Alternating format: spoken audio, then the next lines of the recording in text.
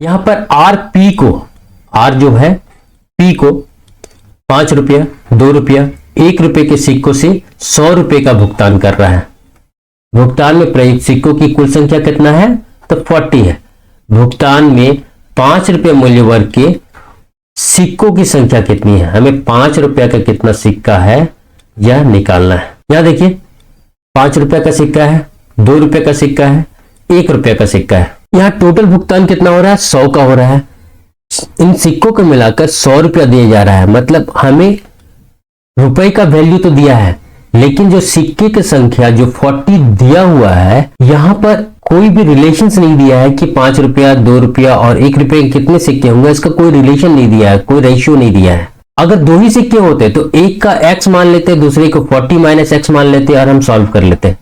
लेकिन यहाँ 3 सिक्के हैं, 5 रुपए के, 2 रुपए के, 1 रुपए के, तो हम तीनों का जब अलग अलग वैल्यू मानेंगे, किसी दो का जैसे इसका x मान ले, इसका y मान ले, तो इसका 40 माइनस x माइनस y मान के सॉल्व किया जा सकता है। लेकिन यहाँ 2 वेरिएबल आ जाएंगे और हमारा इक्वेशन एक ही बनेगा, इस कारण x और y मान के हम इसे सॉल्व नहीं कर सकते हैं। इस तरह में क्या दिक्कत होगा देख लीजिए। अगर 5 रुपए के x सिक्के हैं तो 5x प्लस 2 रुपए के y सिक्के हैं तो 2y, 1 रुपए के कितने सिक्के हैं तो 40 माइनस x माइनस y, इतने सिक्के हैं इंटू 1 इज इक्वल टू कि कितना रुपया हो गया? 100 रुपया।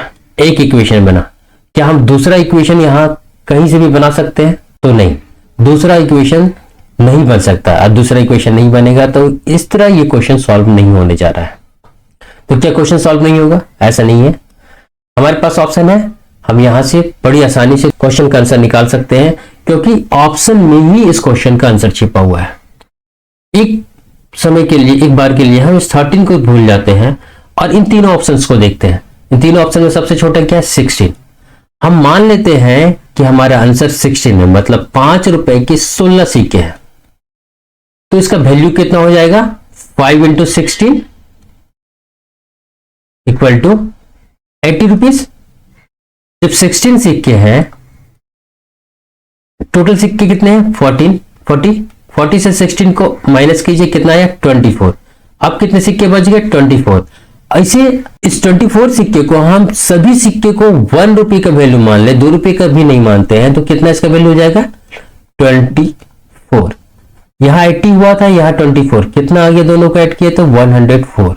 मतलब हमारा जो टोटल रुपीस है उस इस 100 रुपीस को पार कर गया।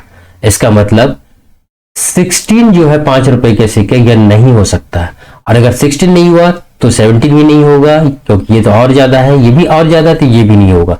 एक ही ऑप्शन सही बचा, 13 सिक्के ही हो सकते हैं 5 रुपए के।